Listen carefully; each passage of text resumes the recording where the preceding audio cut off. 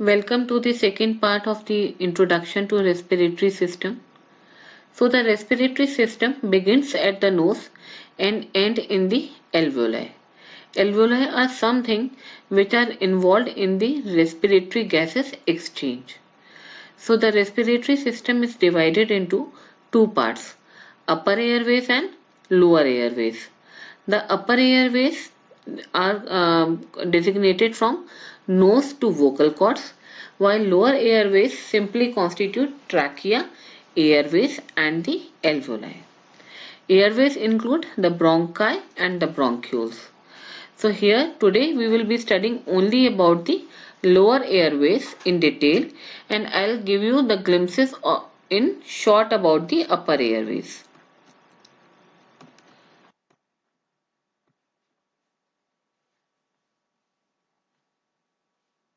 So upper airways, they extend from nose to vocal cords and include nose, sinuses, glottis, pharynx and larynx. So to show you a picture of vocal cord, you can see here these are the vocal cords. So above it is the upper airways and below it is the lower airways. This is another picture which is showing you the trachea. The trachea divides into two, one for the right lung and another for the left lung. So you can see here, and these are the cartilaginous rings which you can see, and the trachea is dividing into two parts, each one for the lung. This is a diagram which is showing you here. So you are seeing this part where the trachea is divided into two parts. This is a line diagram which is showing you the trachea in the red color. Then this trachea divides into two parts, the main bronchus, one for right and another for the left. Then this main bronchus divides into the lobar bronchi. These are made up from the orange color. Then it further divides into these segmental bronchi. These segmental bronchi further divide into terminal bronchi and then to respiratory bronchioles, then to the black one, these alveolar ducts, and this is the alveoli where the gaseous exchange actually occurs.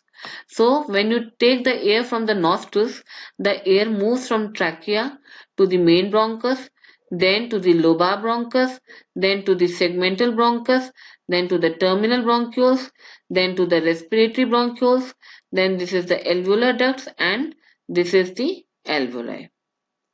So this is known as the tracheobronchial tree, and this is a very important question, a very important diagram which comes in the exams also. So you should know what is a tracheobronchial tree and what are the characteristic features. So the lower airways is formed of trachea, bronchus, lobar bronchus, segmental, terminal, respiratory and alveoli. Now here you can see the number 0, 1, 2, 3, 16. So these are the generation. The trachea is considered as the zero generation. Then the bronchus, main bronchus is considered as the first generation. The lobar ones are known as the second generation. The segmental forms the third generation. And from third they keep on dividing and dividing. That 16th generation is known as the terminal bronchiole, and below the terminal bronchiole from 17th to the 22nd generation or branching, it is known as the respiratory bronchioles, and then they are known as the alveoli, the 23rd generation. So a tracheobronchial tree and lung parenchyma, they comprise the lower respiratory tract. The trachea is divided into two main bronchus. Each main bronchus is divided into lobar bronchi. Each lobar bronchus divides into segmental. The segmental bronchus divide into the terminal bronchioles, and each terminal bronchiole is divided into a respiratory bronchiole. A respiratory bronchiole divides into millions and millions of alveoli, which actually increases the surface area of the lung to a tennis court. You see, the lungs are in a cavity which amounts to 4 liters, but the gaseous exchange area of the lung is How much? It is approximately of the size of a tennis court. So these bronchi, one bronchus divided into so many branches, and then these terminate into millions of alveoli. All these increases the surface area of the lung. This is the same slide, again repetition of what we have already studied. Now one thing to note down is that right main bronchus is broader and is more in line with trachea. So a foreign body usually, when a child ingests a coin or a concha type thing, so a foreign body usually lodges in the right main bronchus. I'll show you the diagram. Yes, you can see the right bronchus is more in line and is more broad. So if a child ingests any coin or rubber or anything kind of such a thing, it will go and lodge into the right bronchus. So this also comes as an important point in the exam, why the foreign body lodges in the right main bronchus. Now the advantage of tracheobronchial tree is increase in the surface area for the exchange of lung. From 2.5 centimeter square, the area increases to 11,800 centimeters square. Now there are certain features of the tracheobronchial tree. The most important feature is the presence of a cartilaginous ring. These cartilaginous rings are C-shaped and they are present anteriorly. Posteriorly, there is a gap and this gap is filled by the smooth muscle. So the advantage of this cartilaginous ring is that the trachea doesn't collapse at any time. So the lumen of the trachea remains patent and the air can flow down. So, and because there is a gap, because these rings are C-shaped and there is a gap posteriorly and smooth muscles are present, so that it can increase or decrease its lumen. So this is the first feature, that a cartilaginous ring is present. The second is the presence of smooth muscle. It is present in the posterior part and present in large amount in terminal bronchioles, but these are not present in alveoli. Neither the cartilaginous rings and nor the smooth muscle is present in the alveoli. Then comes the important third point, that is the epithelial lining. The trachea and the large bronchi, they have a columnar epithelium. The bronchioles have the cuboidal epithelium and alveolus has a simple squamous epithelium. This simple squamous epithelium helps the alveoli for the easy exchange and quick exchange of gases. Now the epithelial cells are ciliated and these cilia keep on propelling the mucus and the waste products out of the trachea. But then mind it that cilia is absent in the alveoli. Mast cells are also found in airways. These contain secretory granules and suppose a trigger agent comes, there is a sudden release of inflammatory mediators like histamine, lysosomal enzymes, metabolites of arachidonic acid. So all these lead sometimes to the precipitation of the asthma. Mast cells, if disturbed due to any allergic reason or some allergy, they lead to bronchoconstriction, increased mucosal secretion, and all these leads to the mucosal edema, leading to difficulty in breathing. Now, as the generation number increases, that means from zero generation, as we go towards the 23rd generation, the airways become smaller, the amount of cilia decreases, the number of mucus secreting cell decreases, the presence of submucosal gland decreases, and the amount of cartilage also decreases. Now this cartilage, this C-shaped cartilaginous rings, these are present up to the 10th generation. So up to here, up till where the cartilage rings are present, you call it a bronchi. And from 11th generation, when you have no cartilage in the conducting passage, you call it a bronchiole. Again, this is a very important viva question. Why you call a bronchi and a bronchiole? What is the difference between a bronchi and a bronchiole? So the difference is that bronchioles doesn't have a cartilage. Now these bronchioles are divided into two parts, terminal and respiratory bronchiole. Any bronchiole which has an alveoli is known as respiratory bronchiole, and bronchioles without the alveoli are known as the terminal bronchioles. Now these respiratory alveoli, they participate in the exchange of gases, rest of them form the conducting zone.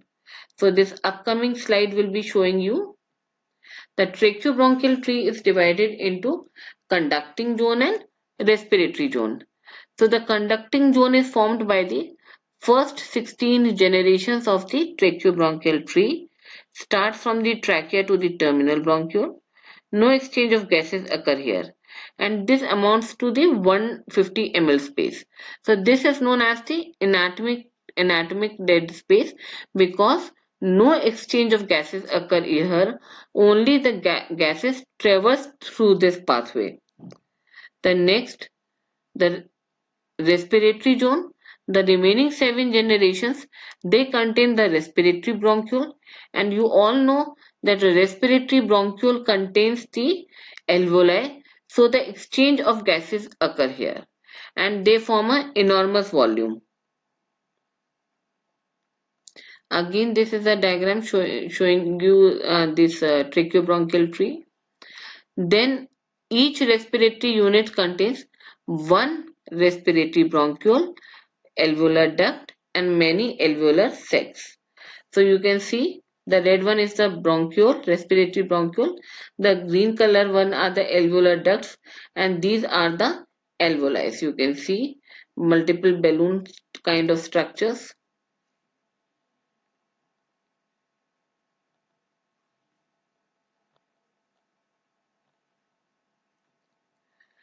Then bronchial tone. The tone of the smooth muscles of bronchi is called bronchial tone.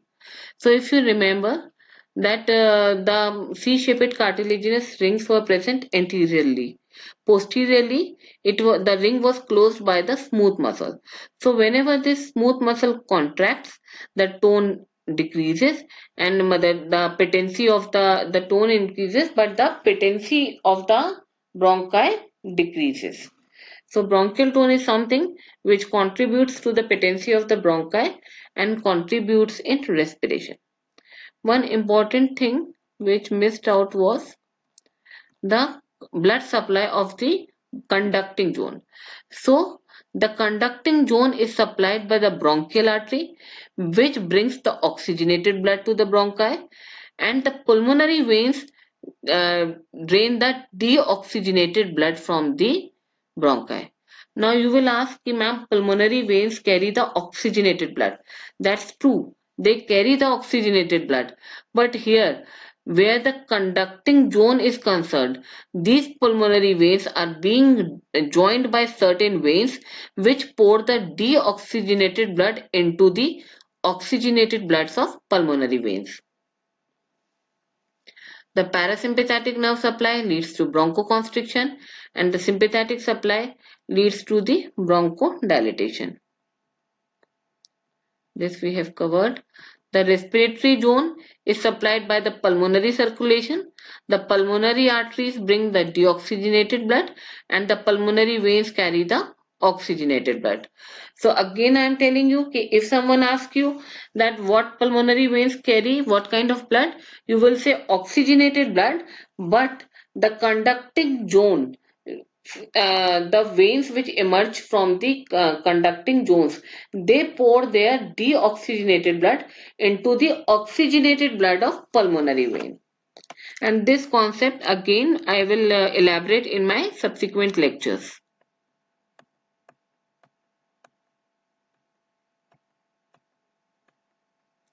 So if we come to the circadian rhythm for bronchial tone, at 6 a.m. there is maximum constriction and 6 p.m. the bronchial there is maximum dilatation in the bronchial patency. Now coming to the alveoli, these alveoli are the site of exchange of gases. The two lungs contain 300 million alveoli. Let me see if I have a diagram. So you can see, yes, these are the alveoli. They look like honeycomb structures. So these are approximately 300 million in number. And you can see this blue is the pulmonary artery, which is bringing the deoxygenated blood, and the oxygenated blood is being carried by the pulmonary vein. And you can see like a web-like structure, they are covered over the alveoli. Again, you can see the carbon dioxide is diffusing out into the alveoli and the oxygen is entering in. So this is the pulmonary vein which is carrying out taking the oxygenated blood, and this is the pulmonary artery which is bringing in the deoxygenated blood. This alveoli is made up of two kind of cells. You can see these flat cells, these are known as the type 1 cells, and these granular ones are known as the type 2 pneumocyte, and these flat ones are known as the type 1 pneumocyte. The type 1 pneumocyte, they participate in the gaseous exchange, and type 2 pneumocyte, they have the surfactant in them and helps in releasing the surfactant for the lung maturity. So now let's go to the slide. Each alveolus is lined by two type of epithelial cells, type 1 and type 2. The type 1 occupies 98 to 99% of the surface area of the alveolus. These are flat cells, large cell, have thin cytoplasm, ideal for optimal gas diffusion. And they have the large cytoplasmic extensions and are the primary lining cells. You can here see you can see the type 1 alveolar cells, and then you can also visualize the type 2 alveolar cells. You can see these are the type 2 alveolar cells which participate in the production of surfactant, and type 1 cells are responsible for the easy and quick exchange of gases. The basement membrane of type 1 and capillary endothelium is fused, so minimal distance is there for the gas diffusion. This is the diagram which you have already seen, showing you type 1 and type 2 pneumocyte. Type 2 cells are small and cuboidal. They are also called as granular pneumocytes. These are the thicker cells found in the corner of alveolus, contain numerous lamellar inclusion bodies. They secrete surfactant and occupies 2 to 4% of the surface area of the alveolus. And now what the surfactant do? It reduces surface tension and also regenerates alveolar structure subsequent to injury. So this is the capillary network. You can see overlying the alveoli so densely that the exchange of gases occur quickly. And this is another diagram which is showing you the gases moving in and out of the alveoli. So pulmonary ventilation is when air is coming in the alveoli and going out through the nostrils. Diffusion is oxygen going in and carbon dioxide going into the alveoli. So oxygen is diffusing into the blood and carbon dioxide is diffusing out of the blood. And transport of the gases is that oxygen here it has entered into the blood. Now it will reach the tissues. So it will be transported by some mechanism, and carbon dioxide has come from the tissue and it also came by certain carrier mechanism. So this is known as the transport of gases. So in this series of lectures, I will be explaining you all these aspects of the respiratory system. So this ends with the introduction to respiratory system part 2. Thank you.